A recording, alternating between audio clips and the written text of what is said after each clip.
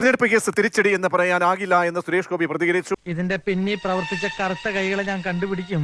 ഹൈക്കോടതിക്ക് മുകളിൽ കോടതികൾ ഉണ്ടല്ലോ, തെളിവുകൾ നൽകുമെന്നും സുരേഷ് ഗോപി പറഞ്ഞു. അറിയാത്ത പിള്ളക്ക് ചൊറിയുമ്പോഴേ അറിയൂ. കോടതിയുണ്ട്, സുപ്രീം കോടതിയുണ്ട്, അവിടെ പോവും. നിന്റെയൊക്കെ ശബ്ദം പൊങ്ങിയാൽ രോമത്തിന് കൊള്ളുകയല്ലേ. എനിക്കും അവകാശങ്ങളുണ്ട്. അവര് പറയുന്നത് പറയട്ടെ. അങ്ങനെയല്ലാതെ ഓരോരുത്തരും ഓരോന്ന് വിളിച്ചു പറയും. അല്ലെ ഭവിഷ്യത്ത് അനുഭവിക്കുന്നത് അല്ലല്ലോ. നിങ്ങളെല്ലാം ഈ നിമിഷം ഓർത്ത് ദുഃഖിക്കും. ഇനി മറ്റവർക്ക് തിരിച്ചടി കിട്ടുന്ന വിധി വരുമ്പോ നിങ്ങൾ എന്ത് പറയും? നീ വിഷമിക്കണ്ടെന്ന്, ഇനി സമയമുണ്ടല്ലോ. അങ്ങനെ തിരിച്ചടിയും അടിയും ഒന്നുമില്ല. കോടതി ചില കണ്ടെത്തലുകൾ നടത്തും, അതിന്റെ പശ്ചാത്തലത്തിൽ ചില നിരീക്ഷണങ്ങൾ നടത്തും. ഇതൊന്നും കണ്ട് വിരളാൻ പാടില്ല കുഞ്ഞുങ്ങളെ. തൊലിക്ക് നല്ല കട്ടിയാണല്ലേ. ചില വിധി പ്രസ്താവം എന്ന് പറയുന്നതല്ലല്ലോ ഇത്.